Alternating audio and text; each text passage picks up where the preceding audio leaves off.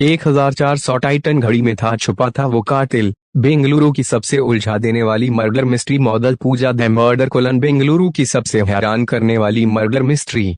Airport पर मिली थी एक लाश। वो लड़की मॉडल थी।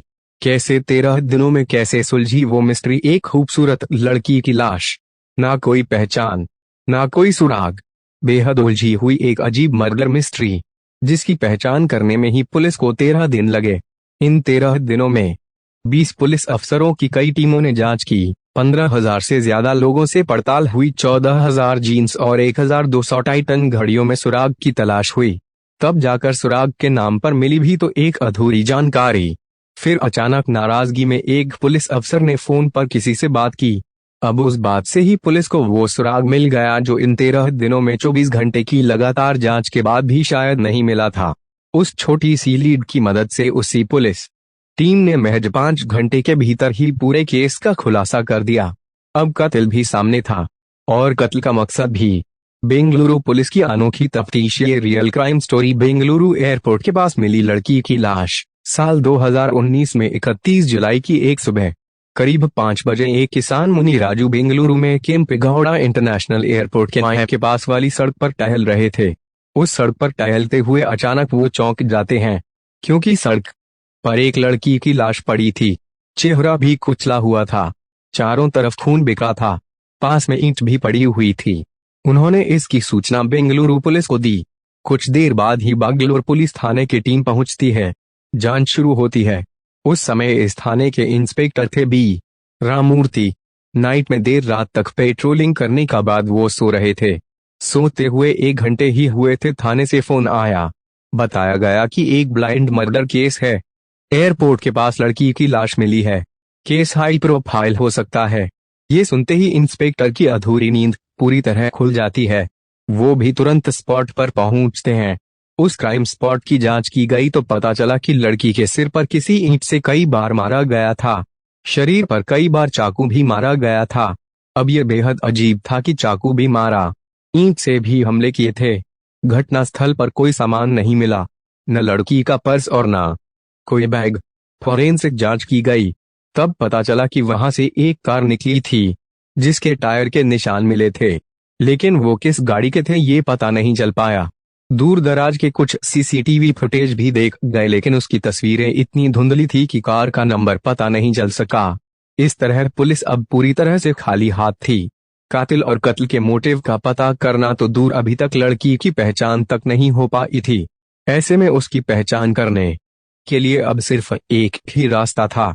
उस लड़की के बदन पर मौजूद कपड़े और शरीर पर कोई निशान। लड़की देखने से अच्छे परिवार की लग रही थी। उसने जीन्स, टी शर्ट और टाइटन की घड़ी पहनी थी। जीन्स और टी शर्ट दोनों महंगे ब्रांड वाली थी। अब यहाँ जांच टीम का सबसे पहला टारगेट था किसी भी तरह से उसकी पहचान करना। इसलिए अब पुलिस के सामने कुछ ही ऑप्शन थे। पहला, लड़की की ब्रांडेड जीन्स, टी शर्ट और उसकी टाइटन घड़ी को कहां से खरीदा गया और किसने खरीदा, उसका पता चल जाए। दूसरा, पास में ही एयरपोर्ट था, इसलिए ये पता चल जाए कि पिछले 1 से 2 दिन में कोई ऐसी महिला यात्री जिसकी टिकट बुक तो थी लेकिन उसकी फ्लाइट मिस हो गई हो। तीसरा, आसपास के सभी थानों में पिछले कुछ दिनों से 35 से 36 साल की उम्र वाली लड़की के लापता होने की सूचना। चौथा, जिस गाड़ी वाले के टायर का निशान मिला था उसके बारे में शहर के किसी सीसीटीवी फुटेज में कुछ मिल जाए। इन तमाम एंगल पर जांच के लिए कुल 20 पुलिस वालों की टीम बनाई गई। सभी टीम को अलग अलग टास्क दिया गया। एक टीम को ब्रांडेड जीन्स के बारे में पता लगाना था कि इसे अब तक इंडिया में कहां कहां बेचा गया और उसे किसने खरीदा। एक टीम उस टाइटन घड़ी का पता लगाने में जुटी। इसकी जांच के दौरान के पता चला कि जिस ब्रांड की जीन्स उस लड़की ने पहनी थी वैसी 14,000 पूरे देश में बेची गई है। दिल्ली, महाराष्ट्र और कर्नाटक में इनकी बिक्री हुई थी। अब पुलिस ने ये पता लगाया कि जिस साइज की जीन्स लड़की ने पहनी थी वो कितनी बिकी हैं। तब पता चला कि उस साइज की 800 जीन्स बेची गई। इस तरह अब 800 जीन्स खरीदने वाले सभी लोगों के नाम और नंबर का पता लगाना था। चूंकि ब्रांडेड जीन्स थी तो उसे शोरूम से खरीदने वालों की डिटेल मिल गई। अब इन सभी नंबरों को लेकर पुलिस ने व्हाट्सएप ग्रुप बनाया और उन्हें लड़की की फोटो भेजनी शुरू की, लेकिन काफी सारे नंबर बंद थे। हालांकि काफी मेहनत के बाद भी उसकी पहचान नहीं हो पाई। पुलिस की एक और टीम टाइटन घड़ी के खरीदार को तलाशने में लगी थी। उस मॉडल की घड़ी का पता लगाया तो कुल 1400 घड़ियां बेचे जाने की जानकारी हुई। पुलिस ने सभी के नंबर मंगाकर उन्हें भी व्हाट्सएप पर मैसेज भेजे। उधर अन्य टीमें सीसीटीवी फुटेज और कार की तलाश में थीं। इस दौरान उस एरिया से एक स्विफ्ट कार जाते हुए मिली थी, लेकिन उसका नंबर प्लेट साफ नहीं दिख पाया। इससे कार का नंबर नहीं मिल सका। कुल मिलाकर इतनी मेहनत का नतीजा सिफर ही रहा, यानी कोई सुराग नहीं मिला। ये देखकर पुलिस की टीम मोर्चरी में रखी डेड बॉडी के पास फिर से भेजी गई, क्योंकि जब कोई लावारिस लाश होती है तो कम से कम 2 दिनों तक 2 बॉडी रखी जाती है और फिर पोस्टमार्टम करते हैं ताकि पहचाने में दिक्कत ना आए। अभी 2 दिन हुए थे तो लेडी पुलिस ने उसके पूरे शरीर पर किसी टैटू की तलाश की। इत्तेफाक से पुलिस को उस लड़की के बदन पर एक जगह एस लिखा हुआ टैटू मिला। इससे पुलिस ने अंदाजा लगा लिया कि हो सकता है कि उसका नाम एस से शुरू होता हो, या फिर अगर वो शादीशुदा हो तो उसके पति या फिर किसी खास दोस्त का नाम भी हो सकता है। इसलिए पुलिस ने तुरंत जीन्स और टाइटन घड़ियों में जितने नंबर शॉर्टलिस्ट हुए थे उनमें से एस से शुरू होने वाले नाम का पता लगाया। तब टाइटन घड़ी खरीदने वालों की संख्या अब 115 तक पहुंच गई। यानी पुलिस को उम्मीद थी कि अब इन्हीं 115 लोगों में से किसी एक ने घड़ी खरीदी होगी। पुलिस ने फिर से उन 115 लोगों से संपर्क किया, लेकिन फिर भी कोई सुराग नहीं मिल सका। जीन्स वाले में भी कोई जानकारी नहीं मिल सकी। उधर एयरपोर्ट पर पिछले 2 से 3 दिनों में ऐसा एक भी यात्री नहीं था जिसकी फ्लाइट मिस हुई हो। यानी पुलिस ने जितने भी एंगल से जांच शुरू की थी, किसी से भी उस लड़की की पहचान करने में सुराग नहीं मिल पाया। इस तरह पुलिस की जांच के कुल 6 दिन निकल गए, लेकिन मरने वाली लड़की कौन थी अभी तक यही पता नहीं चल पाया था। फिर कत्ल और कत्ल का मोटिव का पता लगाना तो अभी दूर की बात थी। नया टर्न, एक महिला की हत्या और उसके पति के हाथ होने का मिला सुराग। अब उस लावारिस लाश की जांच करते हुए 7वां दिन आ गया था। पुलिस की टीमें दिन रात जुटी थीं, लेकिन हर कोशिश के बाद नतीजा 0 हो रहा था। तभी एक कांस्टेबल को अहम जानकारी मिली। उसके खास इन्फॉर्मर ने बताया कि एक महिला की हत्या करके एयरपोर्ट के आसपास फेंका गया है। उस महिला का कत्ल करने वाला कोई और नहीं बल्कि उसका पति ही है। अब यह जानकारी मिलते ही पुलिस को उम्मीद की किरण मिल गई। तुरंत पुलिस की टीम उस एंगल पर जांच करने पहुंची। ये भी पता चला कि वो मारने वाला पति नॉर्थ इंडिया की तरफ का है। चूंकि लड़की भी हुलिये से नॉर्थ इंडियन लग रही थी, इसलिए पुलिस की उम्मीद और बढ़ गई। पुलिस उसकी तलाश में तुरंत उसके घर तक पहुंची। वो शख्स मिल भी गया। वो वेस्ट बंगाल का रहने वाला था। उससे पूछताछ हुई तो पता चला कि उसने नीला सांद्रा में पत्नी की हत्या की और एयरपोर्ट के पास कहीं पर लाश फेंक दी थी। पुलिस तुरंत उसे लाश तक लेकर चलने के लिए बोली। पुलिस उसे लेकर एयरपोर्ट की तरफ जाने लगी। पुलिस जब उसके अनुसार एयरपोर्ट पर जाने लगी तब वो उस जगह पर नहीं गया जहां उस लड़की की लाश मिली थी, बल्कि उससे काफी दूरी पर एक सुनसान जगह की तरफ ले गया।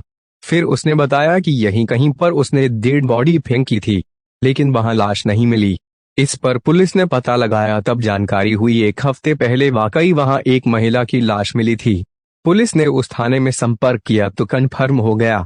इस तरह पुलिस भले ही उस लड़की के कत्ल की तलाश में थी, लेकिन उसी में दूसरे एक कत्ल का खुलासा हो गया।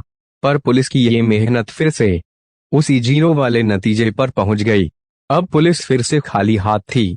एक कॉल, चिड़चिड़ापन और गिफ्ट वाली घड़ी से मिला पहला सुराग। अब पुलिस की टीमें लगातार काम करते करते काफी थक चुकी थी। चिड़चिड़ापन आ रहा था कि इतनी मेहनत के बाद भी कोई सुराग नहीं मिल पा रहा है। पिछले 1 हफ्ते की जांच के दौरान इंस्पेक्टर रामामूर्ति के पास कोलकाता के एक पुलिस अफसर का बार बार फोन आ रहा था, लेकिन वो रामामूर्ति बेहद उलझे थे, इसलिए वो कॉल रिसीव भी नहीं कर रहे थे। अब 10 दिन बीत भी गए थे, तभी फिर उस कोलकाता पुलिस का फोन आया। असल में 1 महीने पहले ही बेंगलुरु इंस्पेक्टर रामामूर्ति की टीम ने गोल्ड चुराने वाले एक शातिर चोर कार्तिक को कोलकाता से अरेस्ट किया था। इसने बेंगलुरु में दर्जनों चोरियों को अंजाम दिया था। पुलिस ने जब उसे पकड़ा तो उसके पास से 50 लाख का सोना भी मिला था। अब कोलकाता पुलिस को शक था कि अपने लोकल शहर में हुई चोरियों में भी कार्तिक का हाथ तो नहीं, इसलिए वो बेंगलुरु पुलिस से बात कर उस कार्तिक चोर को रिमांड पर लेना चाहती थी। इसलिए कोलकाता पुलिस का वो अफसर बार बार फोन कर रहा था। उस दिन भी कोलकाता न्यू टाउन थाने की पुलिस ने रामामूर्ति को फोन किया था। तब उन्होंने फोन उठा लिया और पिछली कॉल रिसीव नहीं करने की वजह बताने लगे। वो कहने लगे कि एक लड़की की लाश मिली है, देखने में वो नॉर्थ इंडिया की लगती है। हम लोगों 15,000 से ज्यादा लोगों की जांच कर ली लेकिन कोई सुराग नहीं मिला, कोई मिसिंग रिपोर्ट भी नहीं मिल रही है। इस पर उस पुलिस वाले ने कहा कि 1 मिनट रुकिए, मेरे यहाँ भी एक व्यक्ति ने अपनी पत्नी की मिसिंग रिपोर्ट लिखवाई है। उसने बताया कि उसकी पत्नी बेंगलुरु गई थी और लापता हो गई है। उस व्यक्ति का नाम सुदीप देसाउदीप है और उसकी लापता हुई पत्नी का नाम पूजा देव है। ये सुनते ही इंस्पेक्टर रामामूर्ति ने सोचा कि इसे भी चेक ही कर लेते हैं, इसलिए उस लड़की की लाश वाली फोटो उस कोलकाता पुलिस को भिजवाते हैं। पति, पत्नी और बॉयफ्रेंड गर्लफ्रेंड का आया नया एंगल। इत्तेफाक से जब ये सब कुछ चल रहा था उसी समय उनकी एक जांच टीम के पुलिस से दिल्ली के अली नामक शख्स ने संपर्क किया। उसने बताया कि जिस घड़ी की आप लोग बात कर रहे हैं उसे मैंने ही दिल्ली में खरीदा था, उसे मैंने अपनी गर्लफ्रेंड को गिफ्ट किया था। पुलिस ने उस लड़की का नाम पूछा तो पता चला कि उसका नाम पूजा डे है। ये सुनते ही पुलिस को फिर से एक उम्मीद दिखने लगी, क्योंकि थोड़ी देर पहले कोलकाता पुलिस ने ये कंफर्म किया कि सुदीप डे की जो पत्नी लापता हुई है उसका भी नाम पूजा डे है। और अब दिल्ली से अली ने फोन पर बताया कि उसने ये घड़ी जिसे दी थी उसका नाम भी पूजा डे है। लेकिन पुलिस को असमंजस थी कि अगर वो पूजा डे है तो फिर सुदीप की पत्नी कौन है, अगर वो सुदीप की पत्नी है तो फिर अली की गर्लफ्रेंड कौन है। खैर ये बात साफ थी कि जो घड़ी लड़की ने पहनी थी उसे अली ने ही खरीदी थी, लिहाजा पुलिस अब उस लड़की को पूजा डे मानकर जांच करने लगी। इसी बीच पुलिस ने कोलकाता और दिल्ली दोनों जगहों पर लड़की की फोटो भेजी। यहाँ पर किस्मत ने भी पुलिस का साथ दिया और दोनों ने कंफर्म कर दिया कि वो मरने वाली लड़की पूजा डे ही थी। लिहाजा पुलिस की टीम अब कोलकाता और दिल्ली में अली की पड़ताल में तुरंत जुट गई, क्योंकि अब आशंका यही लग रही थी कि कहीं कोलकाता में रहने वाले सुदीप को अपनी पत्नी के अफेयर में पता चल गया हो तो सकता है कि उसका मर्डर किया हो या फिर किसी से कराया हो। इसके बाद खुद कोलकाता में उसकी मिसिंग की कंप्लेंट कर रहा हो। और दूसरा एंगल ये था कि कहीं अली को पूजा ने धोखे में रखकर दोस्ती की हो, जिसके बाद अली नाराज होकर उसका कत्ल करा दिया हो।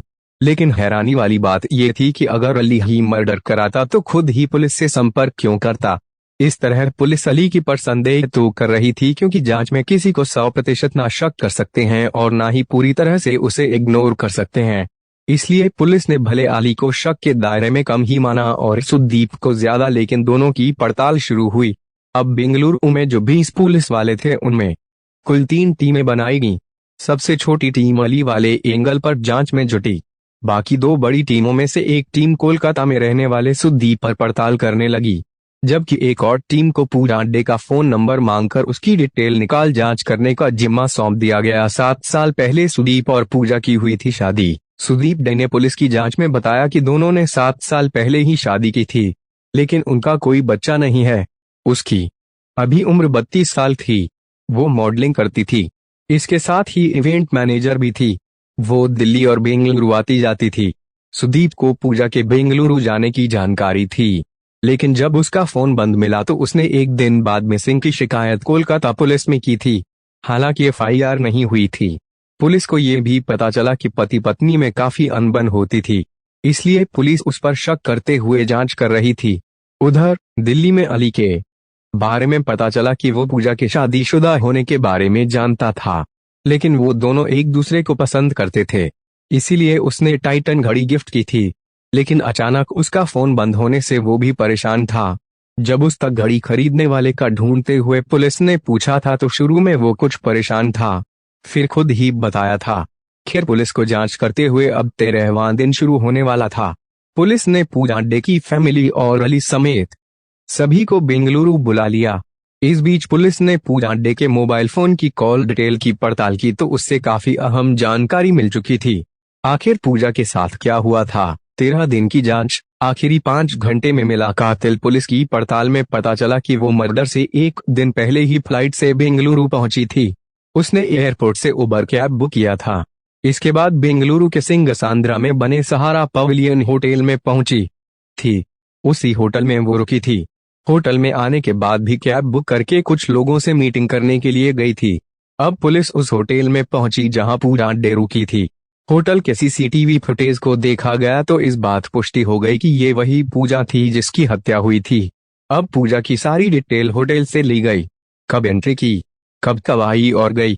तब होटल की रिसेप्शनिस्ट ने बताया कि रात 3:50 पर वो होटल से अपना चेकआउट किया था। उस समय एक कैब ड्राइवर लेने आया था। ये वही ड्राइवर था जो दिन में भी पूजा को अपनी कैब से ही कहीं ले गया था। लेकिन चौंकाने वाली बात थी कि जिस रात में पूजा ने होटल से चेकआउट किया था उस समय ऑनलाइन कैब की बुकिंग नहीं थी। इसलिए पुलिस को ये समझ आ गया कि कैब ड्राइवर ने ही इसकी साजिश रची होगी और बिना बुकिंग के डायरेक्ट पैसे लेकर उन्हें छोड़ने के लिए हामी भर दी होगी। अब पुलिस को होटल के भीतर और बाहर वाले सीसीटीवी फुटेज से उस ड्राइवर का चेहरा भी मिल गया और गाड़ी का नंबर भी। फिर क्या था, पुलिस ने जांच के 13वें दिन महज 5 घंटे के भीतर ही कैब ड्राइवर के घर तक पहुंच गई। घर पर ही कैब ड्राइवर मिल गया। उसका नाम नागेश चैम था। उम्र करीब 22 साल। वो हेगनाहली क्रॉस का रहने वाला था। उस कैब ड्राइवर नागेश से पूछताछ हुई तो उसने लूटपाट के लिए पूजा का मर्डर करने की बात स्वीकार कर लिया। उसने बताया कि बेंगलुरु आने के बाद वही पूजा को कैब से होटल तक लेकर आया था। इसके बाद उसने पूजा से जान पहचान कर ली थी। इसके पीछे वजह थी कि पूजा के पास एक ट्रॉली बैग और वैनिटी बैग था। लड़की के पहनावे और बातचीत से लग गया था कि वो अमीर घर से है। दूसरी बड़ी बात थी कि वो अकेली ही बेंगलुरु आई थी। चूंकि नागेश के भाई ने 2 कारें खरीदी थीं, दूसरी कार की ईएमआई भरने में उसे दिक्कत आ रही थी। असल में उसके 2 ईएमआई बाउंस हो गई थी, इसलिए काफी पैसों की जरूरत थी। लिहाजा उसने पहले ही पूजा से बातचीत करने के दौरान ही सोच लिया था कि अब वो उससे लूटपाट कर लेगा और ऑनलाइन बुकिंग नहीं कराऊंगा तो पुलिस उसे कभी ट्रेस भी नहीं कर पाएगी। इसलिए जब देर रात में होटल से निकलना था तो उसने बुकिंग करने के लिए मना कर दिया था और सीधे 1200 रुपए में उन्हें उनके बताए स्थान पर छोड़ने के लिए तैयार हो गया था। यही वजह थी कि घटना वाली रात पूजा ने कैब की बुकिंग नहीं की थी। कैब में सोने लगी थी पूजा, तभी रेप का प्रयास भी किया और फिर मर्डर। कैब ड्राइवर ने पुलिस को बताया कि रात में जब वो कैब से लेकर पूजा को जा रहा था उसे नींद आ रही थी। चूंकि रात के 4 बज रहे थे तो पूजा कैब वाले पर भरोसा करते हुए कार में ही सोने लगी थी। उसी दौरान एयरपोर्ट वाले सुनसान रास्ते पर जाते समय नागेश ने कैब रोक दिया और फिर लूटपाट करने लगा था। पूजा ने विरोध किया तो लोहे की रॉड से पहले मारा, फिर चाकू से हमला किया। इस दौरान नागेश ने पूजा से रेप का भी प्रयास किया था, लेकिन पूजा आखिरी दम तक उसका विरोध करती रही। इस तरह नागेश भी काफी चोटिल हुआ, लेकिन उसने चाकू से 3 से 4 बार हमला किया था। फिर रास्ते में मिली ईंट से पूजा के सिर पर हमला किया, जिससे पूजा की मौत हो गई थी। इसके बाद कैब ड्राइवर नागेश ने पूजा के दोनों बैग, मोबाइल फोन और सभी एटीएम कार्ड व सामान लूट लिए। इसे लेकर वो अपने घर आ गया था। पूजा से लूटे हुए बैग और पर्स वो अपनी बहन को गिफ्ट करने की तैयारी में था। उसने पूजा के डिजिटल वॉलेट से 14,000 रुपए भी ट्रांसफर कर लिए थे। इस मर्डर को उसने सुबह के 5 बजे से कुछ देर पहले ही अंजाम देकर फरार हो गया था। 23 अगस्त 2019 को नागेश की गिरफ्तारी हुई थी। उसे इस सनसनीखेज हत्या के बाद चिकाबलपुरा जेल में भेजा गया था। उसे कभी जमानत भी नहीं मिली। पुलिस अधिकारी बताते हैं कि 15 मार्च 2021 को इस केस में चार्जशीट दाखिल हुई थी, लेकिन सितंबर 2021 में ही जेल में फूड पॉइजनिंग के कारण नागेश की मौत हो गई। नागेश की मौत ठीक उस समय हुई जब उसके खिलाफ कोर्ट में सजा के ट्रायल शुरू होने वाला था, लेकिन उसकी मौत हो जाने से पुलिस ने इस केस को हमेशा के लिए बंद कर दिया। इस तरह 31 जुलाई 2019 की तड़के पूजा की हत्या हुई और उसका कातिल कैब ड्राइवर नागेश करीब 2 साल तक जेल में रहा, लेकिन शायद होनी को कुछ और मंजूर था। गिरफ्तारी के 2 साल बाद सितंबर 2021 में उसकी जेल में ही मौत हो गई।